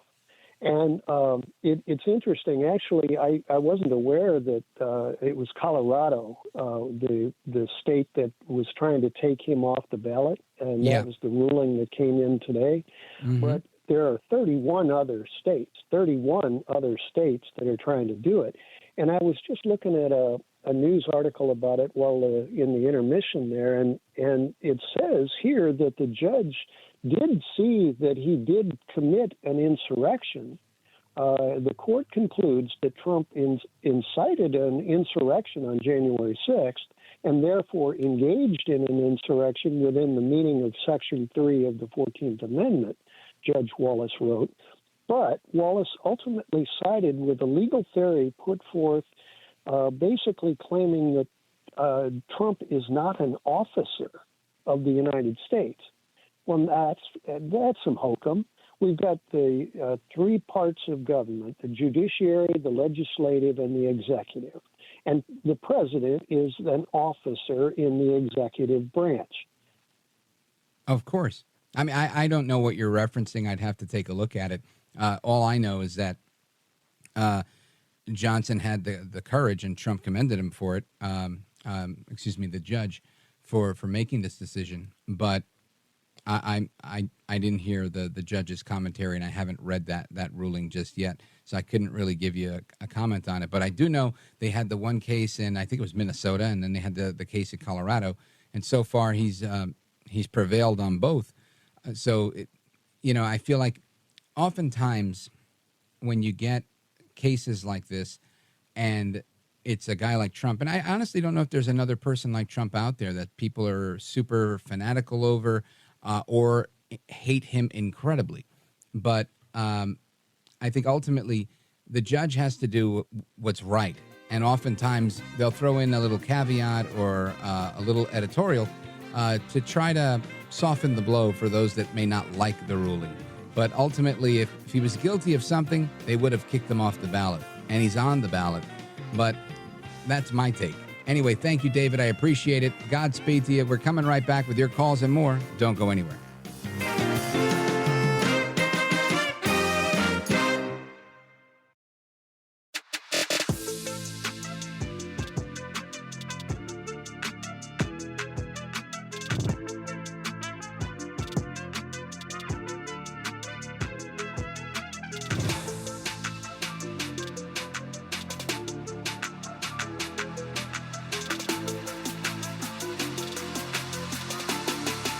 This is America at Night with Rich Valdez.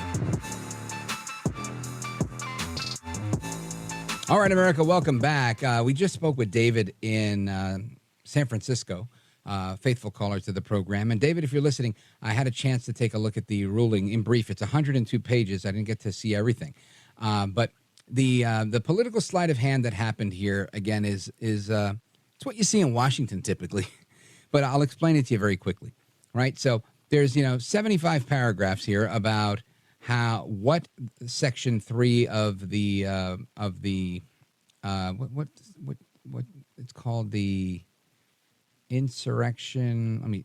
Hang on, don't go anywhere. The 14th Amendment, right? Section 3 of the 14th Amendment, and based on that, the judge goes on and on multiple times saying that Trump has consistently endorsed political violence, intimidation as a legitimate means of political expression, blah, blah, blah, blah, blah, blah. She goes on that. This is her opinion. This is not a matter of fact. And it honestly has nothing to do with the ruling because she ruled in his favor. And as she made this whole soliloquy about, what the standard was and what, in her opinion, what was meeting the standard for all of these things. But ultimately, it came down to what you were saying, and I didn't understand what you were saying as he's not an officer.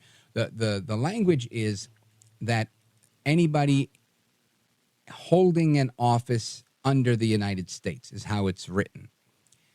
The presidency is not an office under the United States. It is, in effect, according to the Constitution, the executive branch. And it's a branch with one member. The vice president is not the executive branch, nor is any cabinet secretary. There's only one person that is a constitutional officer that is the executive branch, and that is the president of the United States. So when they wrote this 14th Amendment, which she was using as the standard, which was what the case was brought on, the case was saying under the 14th Amendment, Trump did this and he can't be on the ballot. And she goes on a tirade explaining why she believes, in her estimation as an officer of the court, and her opinion, and that's what judges do, they write opinions. In her opinion, he violated the 14th Amendment based on the standard as it was written. Trump's lawyers countered and said, excuse me, if the 14th Amendment were written to include the executive branch, the office of the presidency, then it would not have been written by the framers or the drafters of the Constitution as an office under the United States. And the judge agreed.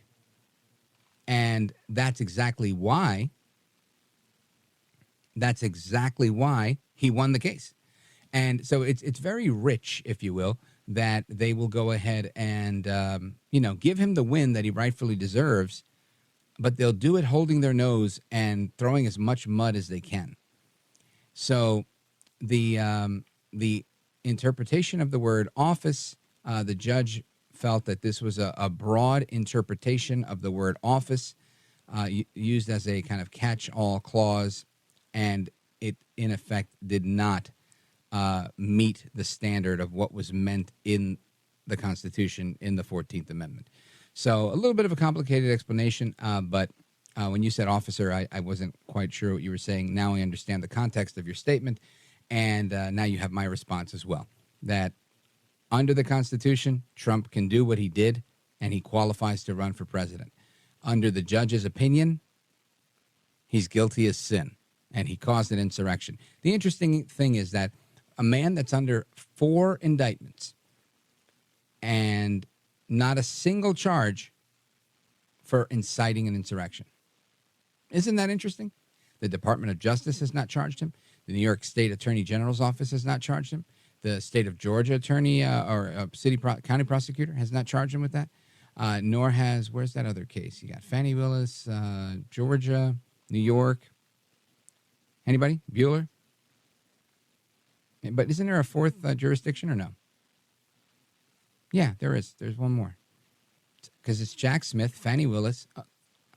It's the 2, you're right, 2 in New York. It's the city one and the state one, Letitia James and Alvin Bragg. Right? So those are the 4 prosecutors that brought this case, any of these cases. And not a single one of them, not a single one has brought a case for insurrection. They're not even alleging it, and he's not going to be found guilty of it because they haven't charged him with it. So, I mean, that may come at a later time, but I doubt it. I think there's some rumor that they may try to charge him with seditious conspiracy, which seems like an awful stretch. But that would be a Jack Smith thing, and that's what he kind of specializes in, is broad charges that won't stick on appeal and that will get overturned. And I don't think they care. They just want to be able to say, like, for people like David, so that they could say, hey, Trump the judge said he did the insurrection, and Jack Smith indicted him for it, and he got a win. And even if it gets reversed, that's the headline. That's the New York Times. That's CNBC, MSNBC, CNN, and all the rest of them saying, Trump, in fact, was found guilty today for insurrection. Then you make the campaign ads, and then you go straight into November with those because he'll never get it overturned in time. But I'm sure he'll get it overturned because it doesn't meet the legal standard. Just like the judge today couldn't find him guilty because it didn't meet the legal standard. And they're trying to contort everything they can to make it meet the standard, or to at least create the appearance that he did something wrong, even if it's in their own opinion. But anyway, that's that. Let's continue. Where do we go from here? We go to Cleveland, Ohio, WEOL. Steve, go right ahead. Hey, easy listening. How are you, Rich? My man, how are you, brother? Good. Hey, I guess, you were kind of hitting on what I was going to kind of mention and wanted to tie something else in there. But Trump wanting a mistrial and how Nikki Haley and Kristi Kreme, they keep talking and they get away with things. How do they do that? And Trump is sitting there looking at some judge that looks like he just took his clown face off. And on top of that, they cleaned San Francisco up in a few days. And I call him Gruesome Newsom. And he can't play basketball with a 10-year-old Chinese kid, but it looks like Biden's they're all bought out. But my father was a Marine in World War II, radar, and, Staff Sergeant Okinawa. And the Thanks Marines for his service. were holding, and the Marines were holding Chinese flags when Xi Jinping was entering a room when 400 people, Cook and all the other brass heads from San Francisco gets a standing ovation. I didn't see the Marines. I saw them posted up, but I didn't see who was holding them. I'm not sure who it was or if they were just like on flagpoles or whatnot. But I'll definitely look into that. With respect to the mistrial, Trump requested it, and he should get it. His argument is similar to the one that they made against him. His constitutional rights are being infringed, and because he doesn't have a right to a fair trial because of the judge's biases. Not only his, mainly, principally, the Attorney General, Letitia James, and because of her lie, right? Because she did lie. He caught her in a lie when she said, look, I didn't run to defeat Trump, to prosecute Trump. And then she's on tape on multiple occasions saying, I'm running we're going to get Donald Trump. So it's quite contradictory. And I think when he presents it to any serious judge, they would likely agree that there's a bias there. I think the problem is that this is not a criminal matter, right? So there'll never be a conviction here. David said, he's already been convicted. That's not entirely accurate. It won't be a conviction. This is a civil trial with a charge of fraud, and the judge is the jury. So that's how he's going to decide, and he's going to do what he wants. The question is, how much is he going to get away with? Now, I think it's clear that the judge is biased, and there's a lot of media information out there, a lot of news indicating that the judge is biased. The problem that the judge faces, just like with the gag order and everything else, he can talk the talk, but he can't really crack the whip. And that's why you see Trump hasn't been put in jail or anything, because he's allowed to talk. And you can't create these broad things. You can create them, but it doesn't mean they're going to work. And that's what they tried with this case in Colorado as well, is a very broad interpretation of office that they tried to make work, and it doesn't work. And I think they're trying to do the same thing in that scenario. But either way, I think the judge, Engeron, in New York, he will not do the right thing. And Trump's going to have to just keep going down the pipe there with that particular legal case. As for Governor Chris Christie and Nikki Haley, I don't know. I think Nikki Haley is trying to become president. If not now, maybe next time.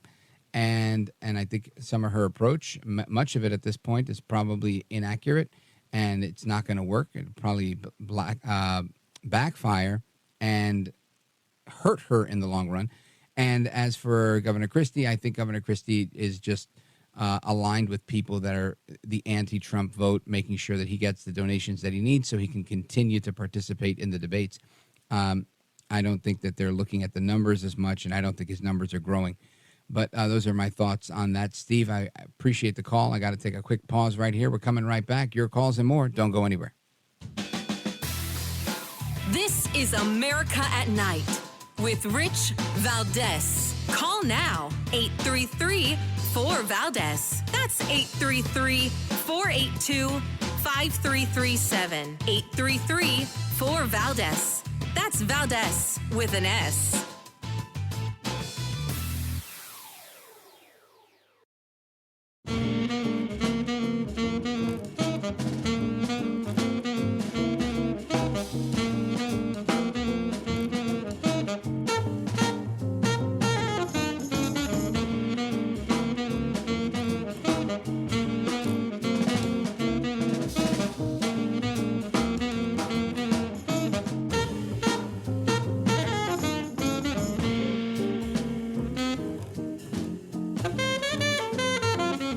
voted best head of hair in live late night radio 6 years in a row. It's Rich Valdez.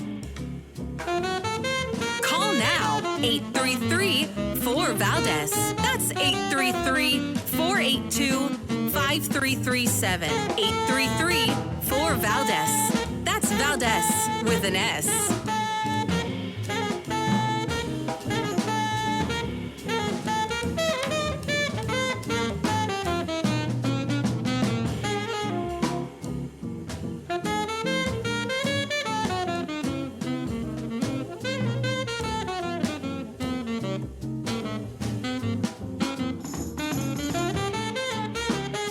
All right, so earlier Joe Biden said that Americans have a 37% increase in median household income.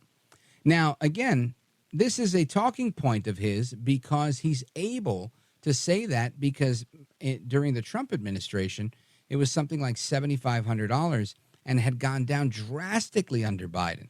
So even if you go up to, just a little bit more than it was at the bottom of the Biden economic cycle, he can say, oh, look, we've had all this percentage of increase, but it's still not where it was in the previous administration.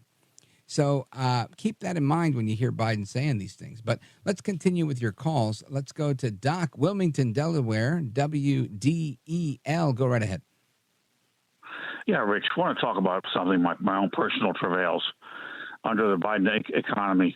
I'm on limited income. I'm a vet, but I don't claim any disability. I was never disabled. I'm on Social Security, a pension from an auto company, and that's about it. Okay, and I work a small job in an open air food market here in our college town. We pronounce it Newark, not Newark, Delaware. Okay, yeah. Here's the deal. All of our vendors in our market have had to raise prices because their prices for feed and fertilizer are going through the roof. When I go to the supermarket, I don't even have a car. That's how low income I am. When I go to the supermarket, the prices I pay at the supermarket have gone through the roof under Biden. Under President Trump, that was not the case. I was so much better off under President Trump than under President Biden. It wasn't even funny, Rich. And this is the reason why. One of the reasons why I think in my own gut, the big boys that behind the scenes try to run this country. I said, try to run this country. Want Trump out. They know if he gets in, he's going to drain the swamp. They know he's going to clean this country up, and they don't want that to happen. They want to have us all under their thumb, and they want us to remain poor and vote Democratic and vote for the police state that is Biden. I'd like your thoughts, sir. Doc, I was at a party before I got on the air. I stopped by to say hello. Old friend of mine from high school, Tammy. And big shout out to Tammy and her family. Happy birthday, Tammy. And I met a young woman there and her husband, and we were talking about, and she's like, I just don't understand why they hate Trump. Hispanic woman. And she said, she's like, I feel like it's because those guys are all crooks. And when Trump got there, he wasn't a crook. And was like, why are you ripping people off when you could rip them off somewhere else? Why you got to rip them off through taxpayer dollars? And this was her assessment, that, politicians on both sides were crooked, and that Trump wasn't into that scene, that he had a different way of making money. And I agreed in large part. I said, yeah, I think you're right. I think, Trump didn't come to Washington to make money. If you look at, think of the last 3-4 presidents, everybody went in with X amount and came out with a lot more than X, except for Trump, whose not his median household income, his entire fortune went down by $1 billion, $1.2 billion, something like that. He lost a lot of money in those 4 years. So the question becomes, why they hate him so much. Obviously, he gets in the way. He's throwing a wrench in their system. And it's exactly what you're talking about. I think there is a persistent move to continue doing things the way we've done them, right? If you look at the status quo of Biden, he's only trying to improve the economy right now because he's under fire for the economy. But he knew this would happen. And this is, very typical of people in Washington that typically say something like, but Mr. President, if you do that, there's going to be a backlash. People are going to pay more in taxes. You're going to have to raise taxes. The spending could trigger inflation. Oh, don't worry about that, right? This is the approach they take. No, by election day, they'll forget about it. We'll send out this, we'll do that. We'll tell them it's up 37%, and we'll be doing great. And I think this is why we have the problem we have. So, Doc, I feel for you. I'm in the same boat as you. Everything costs me a lot more, too. I think most Americans are. And that's why when he comes out with these Bidenomics is working types of sales pitches, I don't think it's going to be very effective come Election Day. Anyway, Doc, thanks for the call. Big shout out to WDEL. Your calls and more straight ahead in the Speed Round. This is America at Night with Rich Valdez.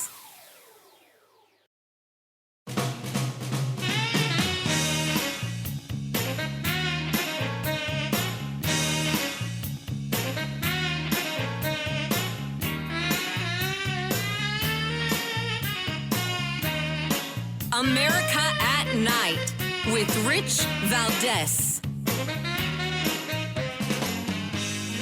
All right, let's get to the phones. Let's go to Linda, Albany, New York, WGDJ. Go right ahead. Well, thanks for taking my call, and thanks for the great guests you had tonight. I wanted to mention that community watches. We had quite a drug problem in our area at one point, and an organized community watch, part of it, people got out 2 to 3 people at a time, just walked around the area at various times, which had helped. But I think there needs to be more community watches established to help get rid of some of this crime stuff. And thanks again, Rich, for your program. Oh, you're welcome, Linda. And I agree with you. I think the entire country needs to become a neighborhood watch. We've got problems with fentanyl. We've got problems with the border that's spilling into every city across the country. And people need to become more vigilant and take things, I don't mean in a violent way. I mean, take things into your own hand, contact your congressman, get out there, get rid of these bad candidates, get some new candidates. It's critical that we stick together as a country. Frank in Evergreen, Montana, quickly. Hi. Yes, the origin of the word ghetto goes further back to Italy in the times when they were smelting copper. It was meant gate around that area. The original ghetto blasters, of course, were the furnaces. And now the Pope wants to have copper to have electric cars of the future. Isn't that interesting? Electric cars with the origin of the word ghetto. I love that juxtaposition. Frank in Evergreen, Montana, thanks for the call, my man. America, take care, good night, and God bless. I'll be back on Monday.